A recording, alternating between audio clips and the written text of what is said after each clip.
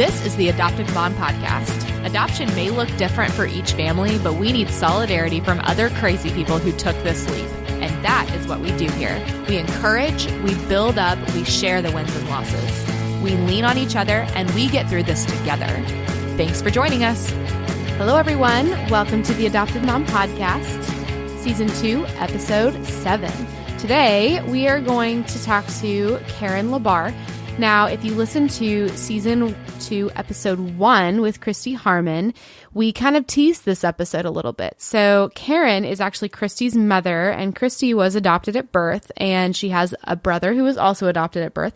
And as she was talking about the love that her adoptive parents had for her bio parents, I knew instantly that I had to talk to these people. And so I was so excited that Karen was willing to sit down and chat with me just about her faith and God's sovereignty to come alongside them as they talk to their kids about hard stuff. And now having two successful adults that they have raised from birth, I am so excited that we get to learn from her wisdom. So let's hear from her, Karen LaBarr.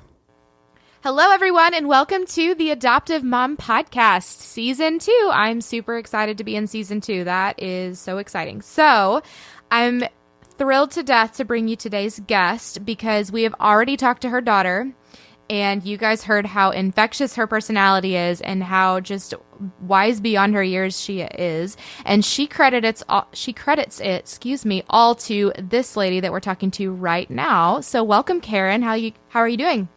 Fine, thank you. And I credit the Lord and just natural personality to where Christy's coming from, and we did invest a good bit in her upbringing as far as pointing her to the Scripture and to the Lord. So he's done it all. But thank you very much. Great points. And that's kind of what we want to get into today, because after I talked to your daughter, Christy, I think it was maybe 2 days later, and I texted her and I was like, okay, I've got to talk to your parents. I have to, because I don't know, you guys seem to have so much wisdom, and I'm excited to jump into all of that. So on that note, can you just introduce us to your family a little bit? Sure. Jim and I got married in our mid-30s, and when we started trying to have children, figured out pretty quickly that I had major infertility problems, and partly because of my age, I did not want to go too far with infertility treatment. I just felt like it was twisting God's hand, and that He had a different plan for us, and Jim, of course, agreed with that. We were definitely in that whole decision-making process together. So we quit at kind of an early stage in the infertility process, and began to find out more about adoption. And strangely, just as we were pursuing the idea of a private adoption, because we didn't know anybody who adopted through agencies, we were approached by a friend of mine who told us about a girl who was pregnant and was looking for, quote, a good Christian family. So, and we were on my friend's heart, and this was actually an older woman that I didn't know all that well, but anyway, she was prompted to call us and see if we would be willing to consider it. So we did get linked up with Christy's birth mother, Bonnie, and we communicated through an attorney and sent profiles, and she received us as who she felt God wanted her to entrust her child to. And then about maybe 2 or 3 years later, probably 2 years later, we were thinking about adopting again, and thinking about doing a private adoption, because again, we didn't know anybody who had adopted through an agency in our circle of friends. So in that time period, I met a woman who had been a birth mother or pregnancy counselor with an adoption agency on the West Coast. And when I got to know her, she was just delightful. And when I got to know her, she really emphasized to me, and I'll credit her with really opening my eyes to what adoption is from the birth parent's point of view, and the sacrifice it is, and the ways that that birth mothers need to be affirmed and appreciated in order to heal from the sorrow and the loss of placing a child in adoption. And when I told her, she very strongly urged me to talk with Jim and work on, should we be adopting through an agency. And when I told her that I didn't know people who had adopted through agencies in Georgia, she said, well, I think my agency would work with you. And we got connected with her agency, which was in Seattle. And we were selected by a birth mother who was very young and had gotten pregnant by an older person, a guy in his mid-20s. And in any case, she chose us to be the parents for her baby, who was due in, I think it was 3 weeks. He came a week early, and we flew out to Seattle and stayed out there while the interstate adoption paperwork went back and forth. So we had 2 kids then, almost exactly 4 years apart, and just so much enthusiasm in our family, extended family, everywhere about these two blessings. And ever since talking with that friend and getting more involved in thinking about what could I do to encourage other women to choose adoption, as you know, or even think about it, I just started studying more and more about adoption in general, and about birth mothers and their situations, and how to bless them, and why that's not only important to the healing of the birth parents, but also it's an important communication and an important thing for the adopted children to know of the fact that they were loved from before birth, and that they were loved by their birth mothers enough that they would entrust them to a prepared married couple who we believe God selected to raise them to be their parents. So that's kind of where a lot of my philosophy comes from, is just having gone through those experiences. That's so awesome. I love hearing that. So, okay, we know your daughter's name is Christy, and what is your son's name? David. David, awesome. And he's 4 years younger than Christy, you said. So he's 23 and she's 27 right now. Right. So that's nice and spread out. You got to spread the baby years out a little bit, get some sleep in between, right? Well, yeah. we did some scheduling, so we got sleep pretty quickly after they came to us. And, oh my gosh, we did scheduling too. Yeah, I think, you know, well, I don't want to get off on marriage. That's not really our subject, but I do think that, well, maybe it is our subject too. It is in every family, but the security of the marriage bond is what gives the child security. And having the child come into your home and working to get to a good schedule where you are getting sleep is essential for keeping yourself and your marriage going. But I know there are a lot of people who disagree with me on that, so I don't see that as make it or break it. But I do think that that it's so important, and maybe even more important for adoptive families, to make sure that the couple is focusing on their relationship. Because they will leave the home, fly the nest, and the two of you are going to be there for the rest of one of your lives. So it's really important that we don't miss out on that number one relationship that I think we need to have right under our relationship with God.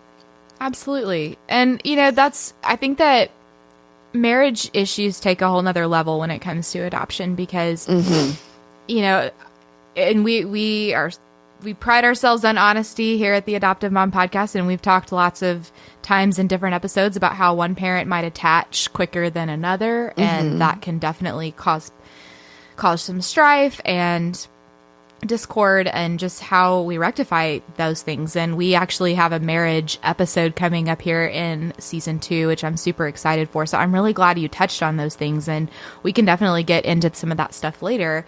But I wanted to hear more about kind of after your children were in your home, what the process was for you guys. Because, we talked to Christy about how you guys started so early with talking to them about their birth parents and praying for them and their story. And I just thought that was so wonderful because as adoptive parents, there's so much fear involved with getting, especially with allowing our children to see or meet their birth families. There's a lot of safety concerns and just fear of what if they won't love me anymore? What if they want to be with her instead? Or, something like that. And the way that Christy was talking about you guys, it seems like you just fully trusted in God. And I was like, I would like a piece of that, please. So, what was kind of your process with you and your husband? Was it a definitive decision that you made? Like, hey, this is the age we're going to start talking about this, or did it just happen?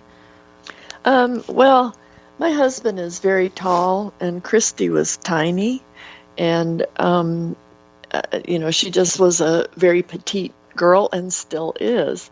So he's 6'9", she's almost 5'1". Oh my goodness. And we knew I'm very tall, I'm 5'9", he's 6'9", and pretty much no matter who we adopted, unless the parents were in the NBA or the whatever the women's thing is, the WNBA, we were probably not going to look like we necessarily belong together, and much like interracial adoption situations, and there are a variety of situations where it's just obvious that you're going to that somebody's going to say, why is your dad so tall, or why are you black and your mom and dad are white, or whatever. So I don't know, we just and because we felt like it was really God's way of making our family, God's way of building our family. So we didn't have any hesitation in talking freely about it to our friends. We just viewed it as a tremendous blessing that Bonnie would entrust Christy to us, and then that Amanda would entrust Davy to us. So because that friend had sensitized me to the importance of it, not just for the birth parents, but to honor them, but for the child, to understand that they were loved, that they weren't. There are prevailing myths in our society about adoption, and one of them is that it is abandonment. Well, it's anything but abandonment in an awful lot of situations where the birth mother at great risk to herself in many ways makes a choice that's not very well supported by the culture to entrust her child to someone outside her birth family, and because she wants what she views as best for the child, wants a father, wants a prepared family, doesn't want to bring a child into a crisis situation in her own birth family. So anyway, we just, from the beginning, Jim started calling Christy my darling adopted daughter, which I don't know what adoption professionals would think of that, but just it was a word that they heard, and we would talk about the love that their birth parents had for them, and that that they chose life for them and chose us, and in a way that secures them to you, especially if they were the ones choosing. Typically now in agency adoptions, the birth parents are the ones choosing the couple. It's not our choice. It's their choice. So, it's agreed on. But anyway, just that. And Bonnie, I guess I didn't mention, we got back in touch with Bonnie because this attorney that we had worked through did not believe in contact after the adoption, and he was moving on to other adoptions, and he was an attorney, he wasn't a social worker type, didn't have the capacity to do that. But we began corresponding with Bonnie, sending letters and then pictures. Through the person that had connected us with her family. And we did that probably starting when Christy was 3. And I think writing those letters where I could brag to her birth mother about every little cute thing that Christy said and all the brilliant things that that she did, all of that, kind of bonded me somewhat to Bonnie, which had already happened before Christy's birth, too, because we corresponded for probably 7 months before Christy's birth.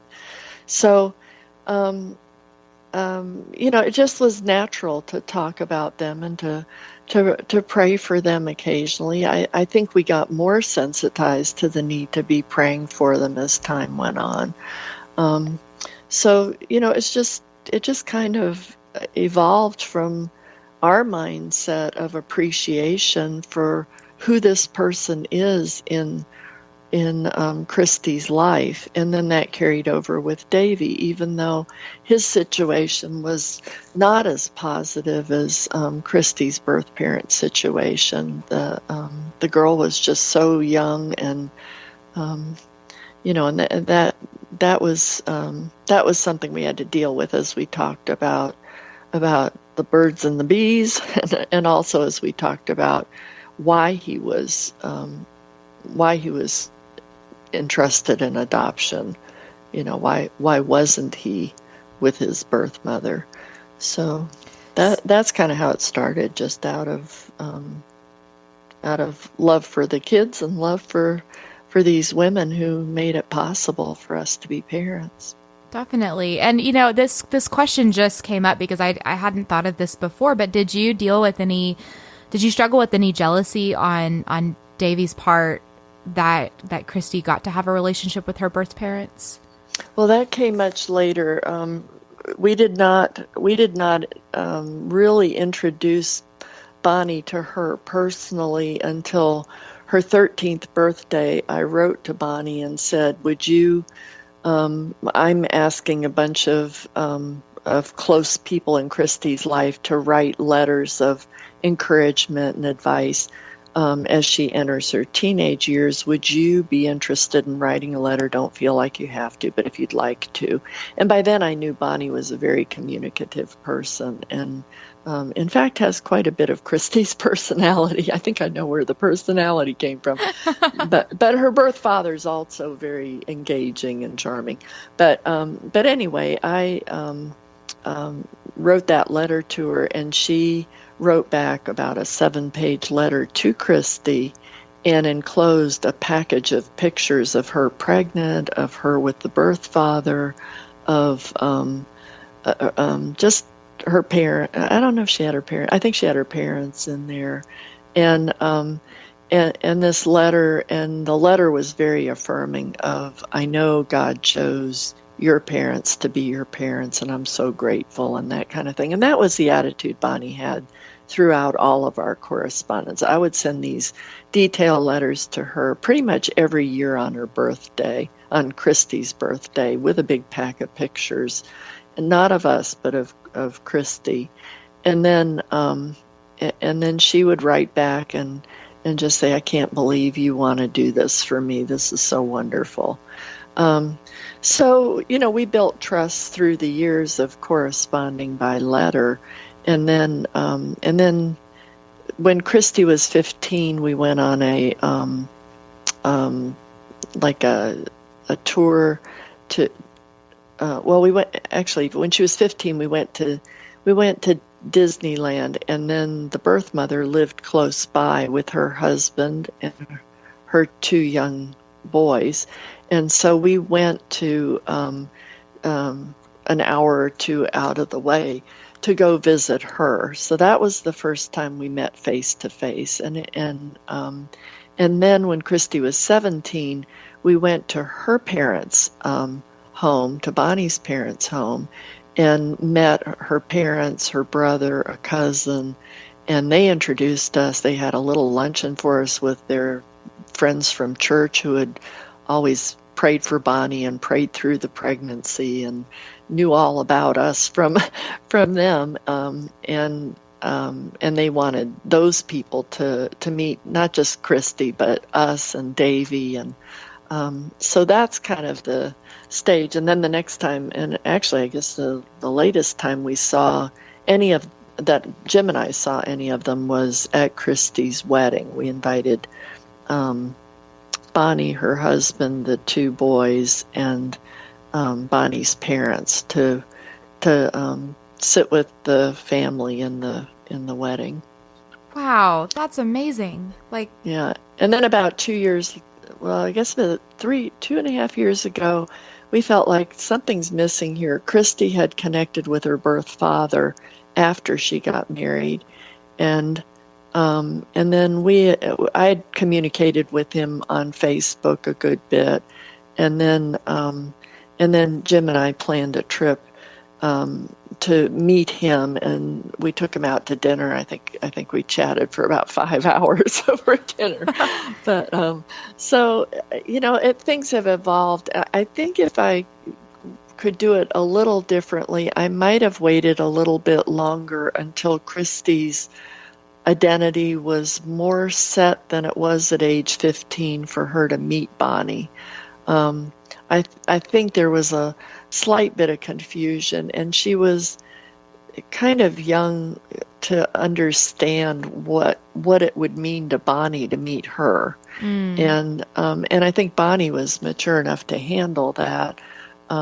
Christy, I think, might have been a little disrupted by it, but now there are so many very open adoptions where there's a lot of interaction, and I think getting good counsel as you go through that process, through the agency, or just reading some really good books or whatever. I think it's every adoption situation's different, and the birth parents are different. With Davy, we had signed up to keep his birth mother informed. The birth father left the state because of the situation. She was underage, and he could have been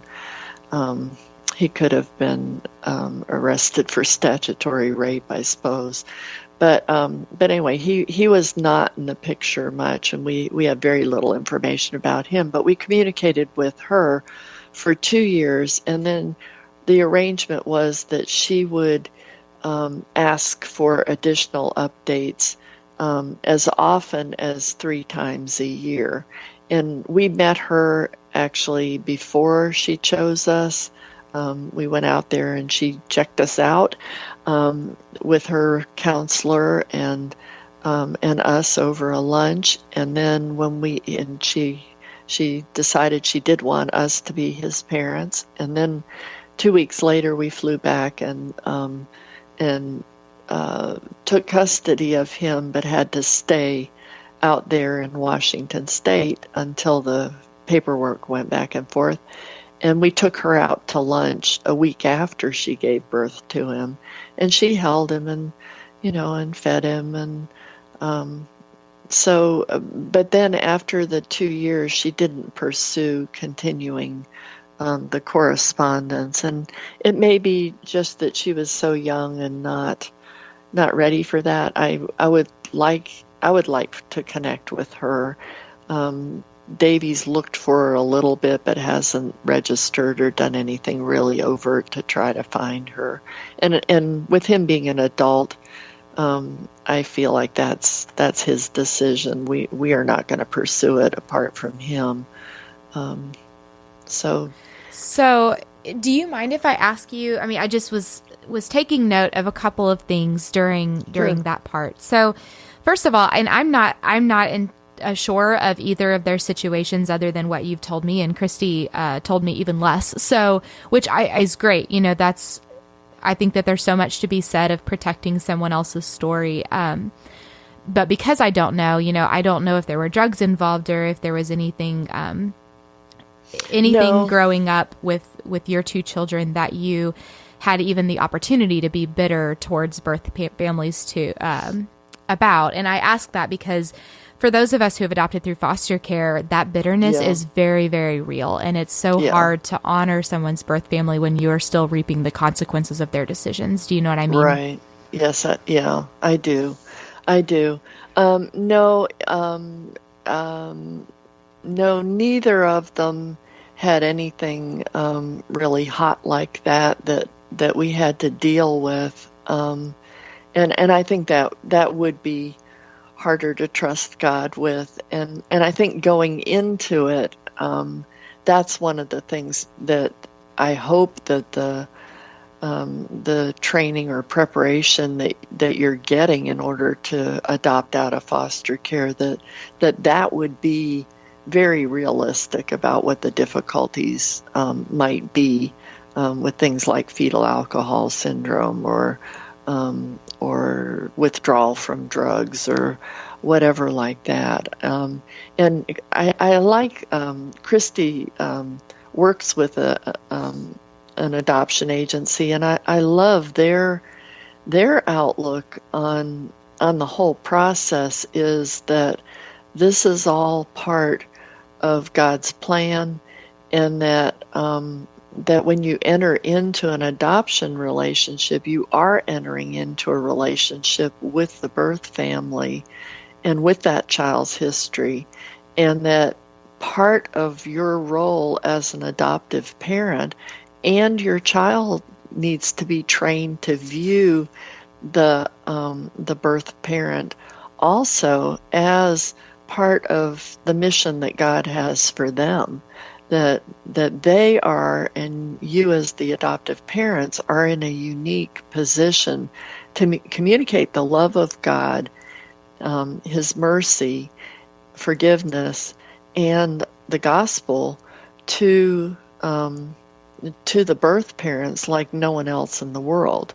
And I think that's very healthy. And frankly, I think we went into it thinking, oh, wow, this is a great way to form a family. And we were, I think, pretty naive to what the possibilities could be.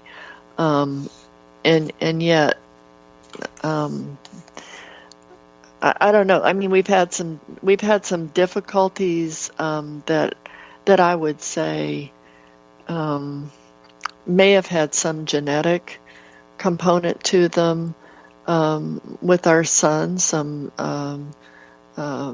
psychological issues that he's dealing with extremely well right now. We are blessed, but there have been some rocky times along the way that may it may have.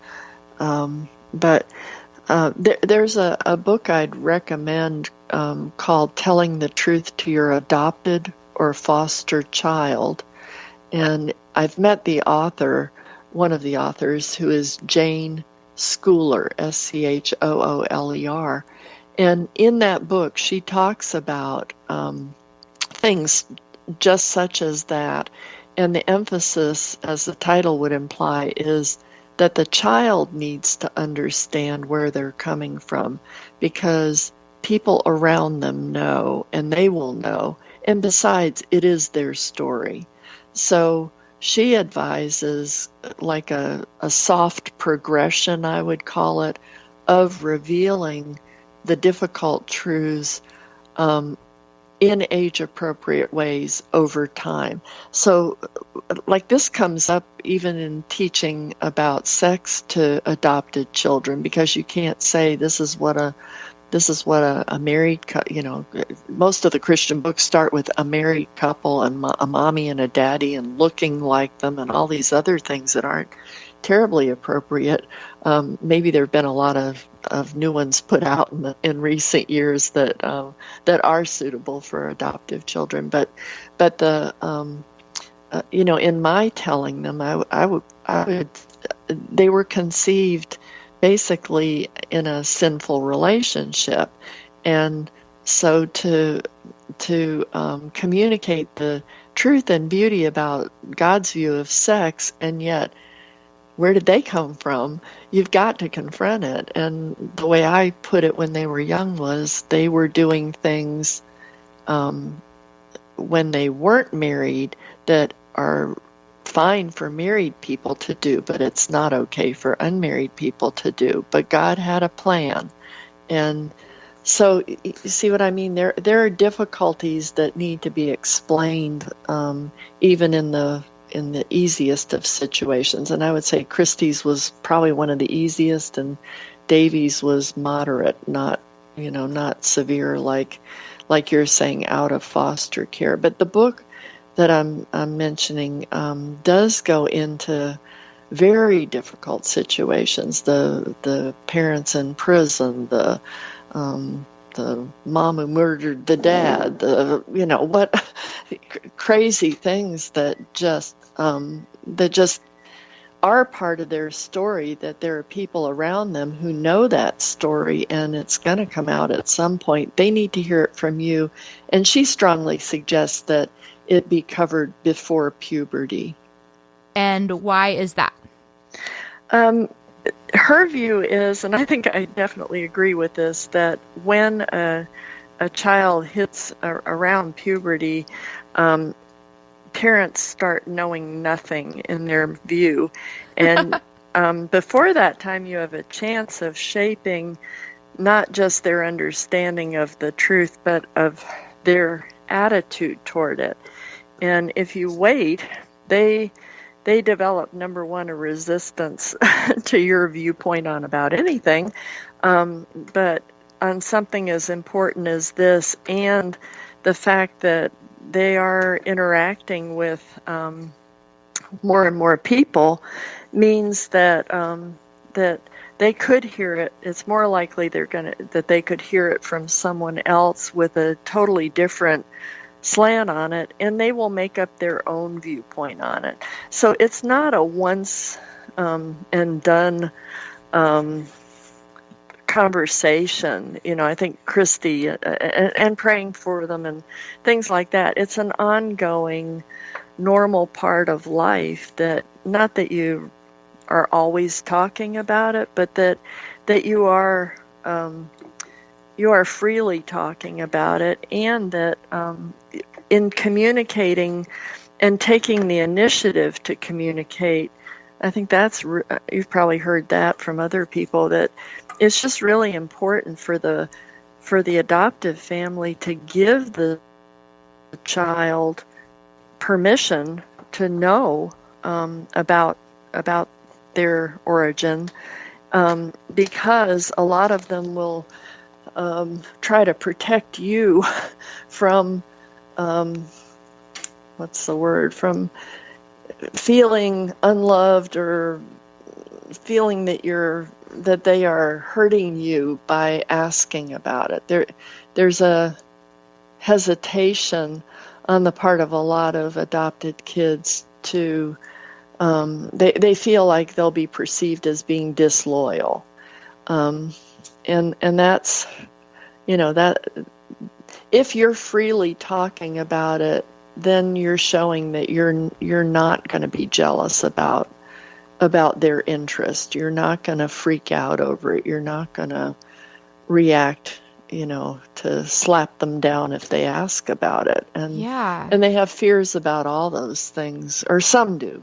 Some aren't even interested in it, but I think even if they don't express any interest, it's just really important for the parent to take the initiative to bring up the subject, and then to do it always telling the truth, but not the complete adult version of the truth, but to pace it as the child's understanding grows, to be able, to just at the very beginning, well, your mommy couldn't take care of you, so she loved you and found Daddy and me so that we could take care of you. and God wanted us to be a family. Something like that for a very young child. And then as they get older, then they're going to understand more and more about adoption just from the culture. And there are myths out there, and you're the myth buster. So, if it's either your version or the culture's more negative version that they're gonna have available to them. And I just think in self-defense, Yeah. you wanna make sure that you're the one telling them. So I want to go back to what you said about telling your kids, not wanting them to be afraid. And I think that is so powerful. So if you don't mind even just repeating that, because I want to hear it again, and I know that the listeners probably do too. You mean that the child would be afraid to broach the subject for fear of hurting or angering their parents. I just think that's a natural reaction that most of them have, and it's an awkward. They know that something's different, in their experience than in their friend's experience. Now, maybe Christy told you that she kind of took it to the extreme. We would say your birth mother loved you so much, and we would use her name, that she placed you for adoption. She entrusted you to our family for adoption. And she tells a story that she one time said, I love my baby doll so much when I'm gonna give her an adoption to another family. Yeah. So she did tell that story. Yeah, she's that's maybe we overdid it. But no, I don't think they can ever be told too much that they were loved. And even in the situation where there is very difficult, like for example, a child who is born with a drug problem, the mother so easily could have chosen abortion. Her willingness to choose life is a evidence of love, and her willingness to just carry that child through all 9 months of pregnancy is commendable. There are other options these days, and she could have avoided a lot of. She could have bought into some other heartache, but she could have avoided a lot of difficulty, probably by choosing abortion. So, I think we need to find what's commendable in them and just honor them as the birth parents that God chose for that baby. That baby was not conceived only by the will of two human beings. God's will was in the middle of there too, and that child's a precious image bearer of God Most High, and that we honor. So I just think bringing it up and talking about just the whole issue of adoption is just freeing to the child, to enable them to know that when they have questions, or if a friend says something stupid, or if somebody says something about their tough story, that they're in a position to have already in their minds a positive view of adoption, and that it's a biblical way to form a family. That's another, I think, really important, essential thing for kids to know. Jim and I weren't related, but we're family because of marriage. We're not biologically related to either of our kids, but we are a family because of adoption, because that's one of the ways that God forms a family: marriage, birth, and adoption. So, just having the right, even theological mindset about adoption being a valid way to form a family, I think is a healthy starting point. Absolutely. Oh, that's so awesome. So, if you don't mind my asking, we were talking about this fear, and we've been talking about that in a few different ways. Just fear on your kids' part of not hurting you in their curiosity about, where they come from, and then fear on our part as adoptive parents of where is this going to lead? Is this going to be my downfall? Is this going to hurt me? And I think that those selfish thoughts are so natural. And it sounds like you and your husband did an incredible job of putting those feelings aside. But I have to ask, was there a time when you were scared? I know that you said your son had done some digging on his own. Does that freak you out at all? No. I with him, we have really urged him to think maturely about this, and that him meeting his birth mother or even his birth father, if that can happen, is fine with us. But he needs to go into it with his eyes wide open, and he needs to be prepared, and he and she need to be prepared for what the expectations are. And she was living what I would call a rebellious teenage life, and hopefully she's straightened out, and I hope she's living a very fulfilled, happy life right now. But that may or may not be the case. And going into it, he needs to go into it not with I just want to see what she looks like, or, I just want to meet her and satisfy my curiosity. He needs to think about where she's coming from. So that's my only big caution with him, is that because there hasn't been communication for so long, we don't know, and he won't know where she's at and what her expectations would be. So he needs to be sure that if he does pursue it, that he approaches it wisely. And I would encourage him to work with someone who does reunifications in an adoption agency. The one Christy works with facilitates reunions, and there's one here in Atlanta where we live that does that too. So because there does need to be preparation on both sides in terms of expectations. Yeah. When Christy met Bonnie, it was like, why is this lady crying and so happy and hugging me? And, I don't even know her.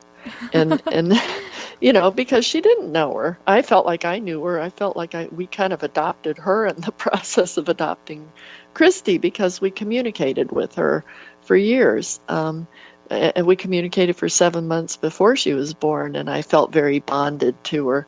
And then when we resumed the communication, over those years, I felt very, very invested in her. But Christy didn't have that kind of, and she was 15 when she met her. 15-year-olds just aren't really tuned into what adult life is about and what having a child would be about. So, I think we did a pretty good job of preparing her. I think, like I said, it would have been a little better to wait longer, but that's kind of more where we view it, is what's best for the child and what's best for the birth parents. And someone who's actively drug addicted, I would really hesitate to introduce my child to a birth parent who's in that situation, or there just needs to be caution and wisdom depending on the situation. But once they're adults, they can make that decision themselves. And adult equals 18 in most most places. So that's really sooner than what you imagine. Yeah, definitely. That's If you've got a 15-year-old, that's what yeah. that's coming really soon. So, would you chalk up that lack of fear to just being informed, or would you say that it had a lot more to do with blind faith? I'd say developing some relationship between the adoptive family and the birth family, that's ideal. For you to just know what you're dealing with, so that you can deal with whatever hardships would come up, if there are red flags that do happen, that you'd have some clue about it. I don't know. I think part of, I guess, an underlying philosophy of just parenthood that I think is really important, especially for adoptive families, is that these children do not belong to me. They belong to God, and they are being stewarded by me, and they are not mine. I am responsible for protecting them, for providing for them, but I have no guarantees of what their lives will be. Now the older they get, the more you see how very little control you have, and how any control you thought you had was really ceded to you by them. It was not that you were able to control them, but they were willing for you to take the lead on things, or they were willing to follow your lead on things. But more than that, the intention is for them to become independent adults, and that process starts really early, and we need to be relinquishing them to the Lord more and more. And you send them off to school, and no longer know everything that's going on in their day, and then it just keeps going on from there. And learning that control is not the point. It's trusting God and doing the best you can and equipping them the best you can, but it's not ownership. And their story is going to be their story, and it may not be the story you pick out for them. So I think that underlying philosophy of I believe that's a biblical view of parenting, is that it's not a matter of control, domination, ownership, that kind of thing. It's a stewardship responsibility. And I think the birth parents who have made the choice to carry the baby to term, and to choose a family, and to choose adoption, that is the way that they responsibly have stewarded their child.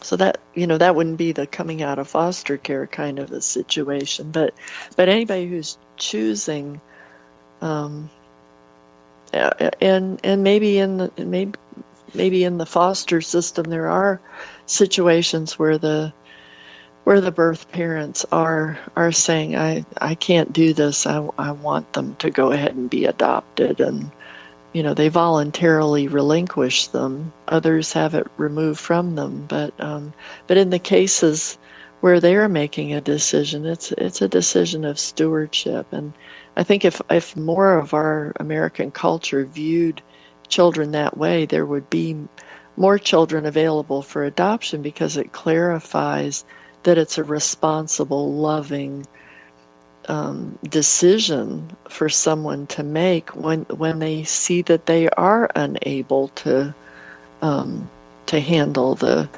parenting themselves, or when they want better for their child than being in a home with no father. who's invested and present and available. Right. And actually, the person that hooked me up with your daughter was someone who was in that situation. And she's been on the podcast before. Her name is Sarah Avery, and she is just a wonderful Christian woman. And that was exactly her situation. She knew she wanted her child to have a father in the picture, constantly present. And I think that's the most selfless, honorable decision that you can make. Yeah. Yeah. And if the culture supported it more, I think far more children would never get into the foster care system. But I think the culture and some of the families are saying, you can do this, you can do this. And in situations where somebody as mature as you are, your age, your education, your upbringing, whatever, you couldn't handle some of what some of these people are trying to handle. I couldn't handle it, but they don't have permission to consider adoption in the culture that they're making the decision in. So then their child ends up in the foster system because it's beyond what they are capable of handling, or they're impaired by drugs or whatever. And if this were more of an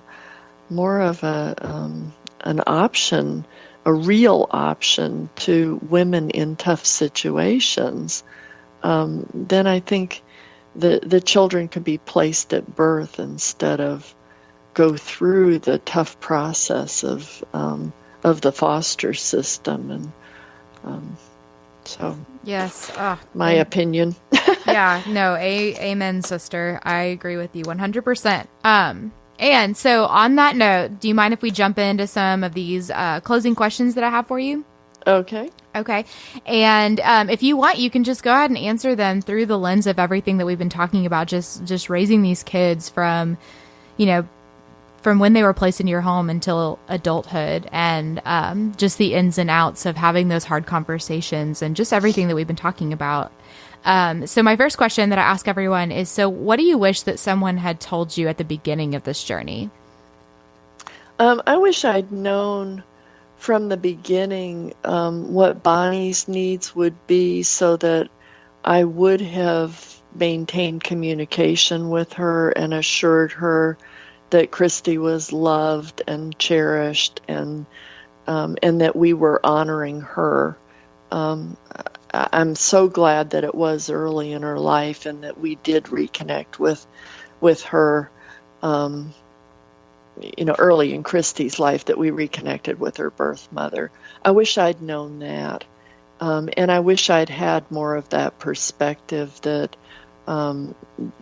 part of our role as adoptive parents is to do whatever we can to minister to the birth parents and birth family. Ah, that's so good. I love that just soundbite, just that it is our role as adoptive parents. I love that. It's sacrificial on our part in some situations. I think more so in more difficult situations. But God gives grace. I think He can give you the grace to be who you should be wisely. And again, there's wisdom that's got to be involved in some of these very tough situations. Definitely. So, okay, second question. What is something that you wish you had done differently?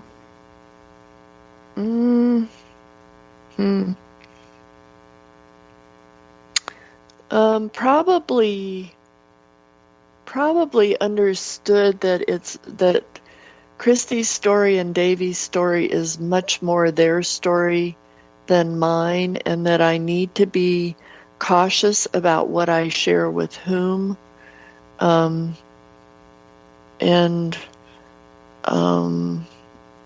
To just because I may not have honored them or honored their birth parents with some of the more negative things, that were involved. I think I did a fairly good job on that, but I wish I'd understood.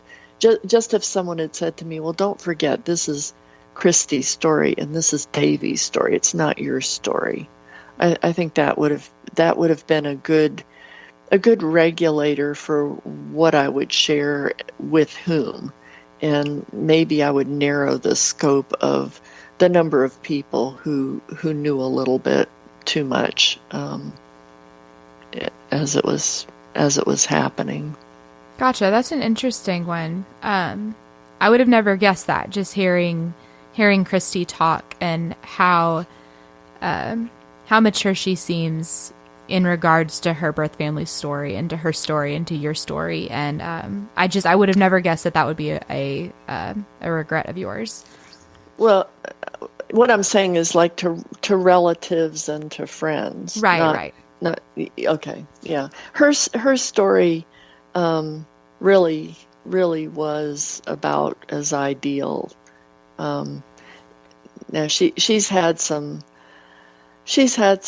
bumps in how does she balance, especially now that she's got us and she's got in-laws and she's got her birth mother's family and she's got her birth father's family that she's all connected with, and trying to prioritize that in light of what their expectations might be at any given time.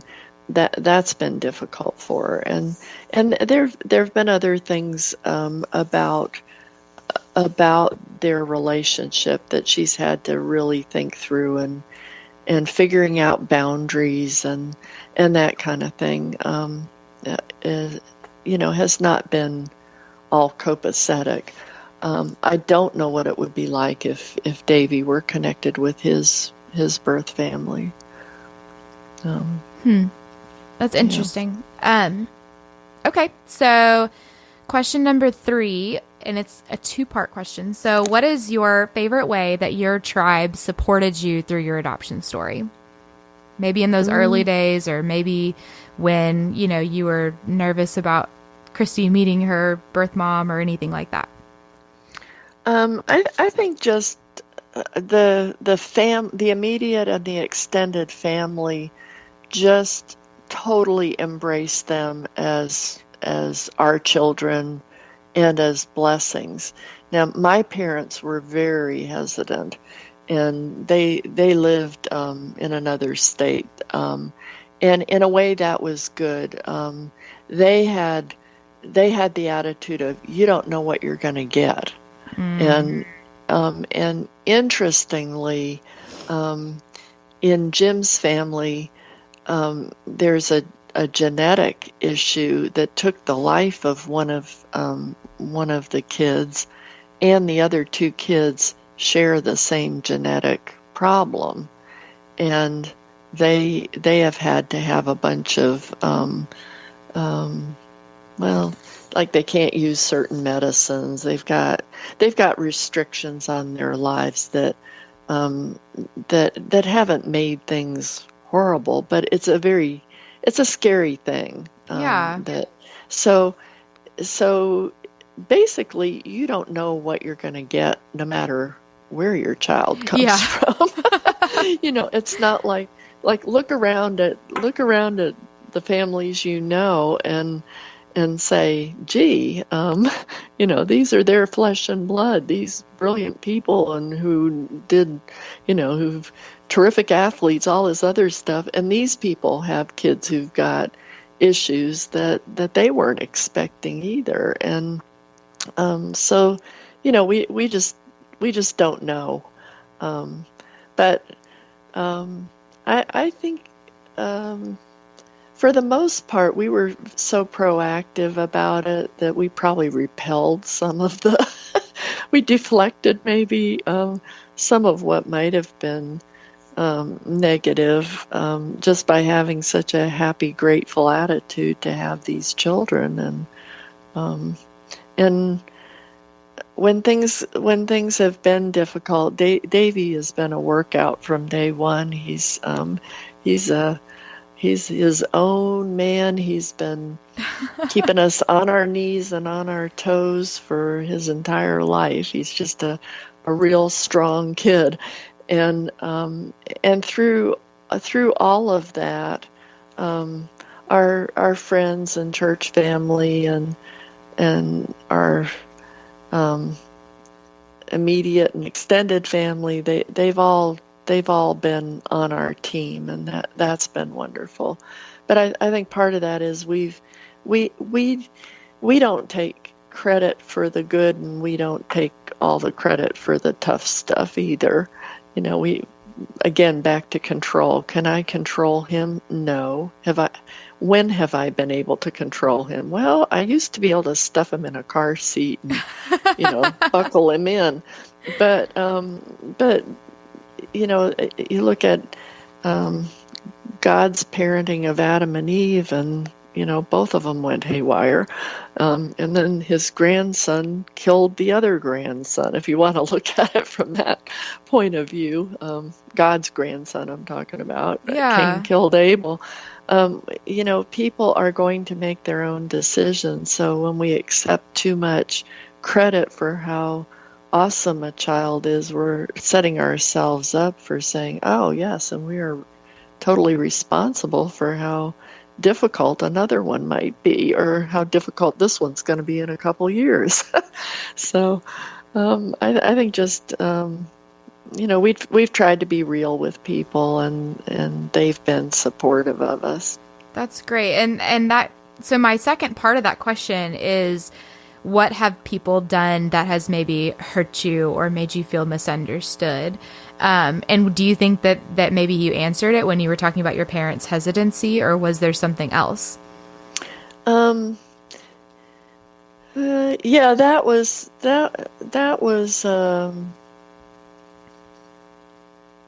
hurtful. But I also knew that they were from a different generation, and that they didn't have the biblical grounding that Jim and I had to just see the purpose of every life, and to understand that even if things were difficult, that that God's grace would be sufficient. So I think that just in a way blowing off some of the misunderstandings other people have, not taking it personally, but just going, oh, they don't really understand.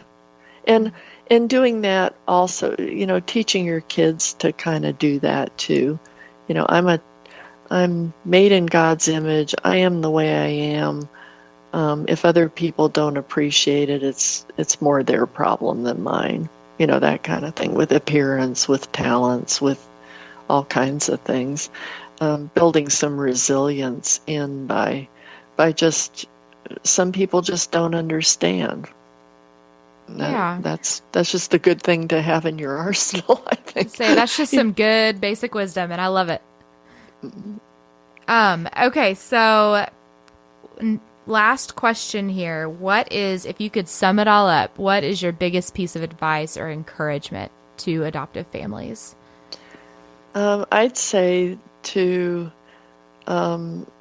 really work hard at maintaining your relationship with God, even if it's little snatches here and there when the kids are young and really active, and you're not getting much sleep and things are crazy.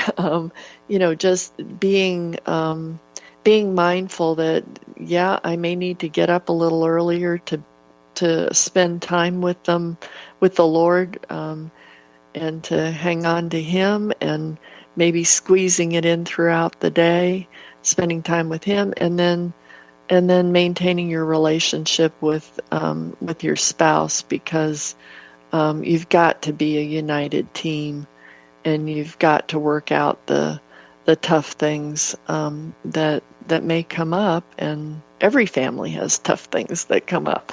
So I think that's the biggest thing, is having your priorities straight. God first, your spouse second, and your kids third. That's that's a formula for every family, but I think especially for adoptive families. And then to communicate lovingly and respectfully about their birth families, and to trust God with that, to lean on Him and communicate honestly but carefully, and age appropriately with the children. Awesome. Well, this has been such a pleasure to hear all of your seasoned adoptive mama wisdom, and I'm so excited that you had some time for us tonight. So thank you so much, Karen. I enjoyed it. Good. Well, where can we see cute pictures of you and your family? I guess Facebook. It's Karen LaBarr on Facebook. Awesome. Well, thank you so much, Karen LaBarr. And you'll see a lot of encouragement for considering adoption and buying a Choose Life license plate. Well, there's even more incentive to send you a friend request, right? Yep. Thanks so much. Thanks. Have a good night. Thank you for listening to the Adoptive Mom Podcast. I know this stuff is hard, and I hope you found encouragement here. Remember, you are enough, and you're doing a great job. God wants to be at the center of this journey, and He is big enough to redeem all of our mistakes. Don't forget to check out show notes and other resources at theadoptivemompodcast.com. Thanks again for listening.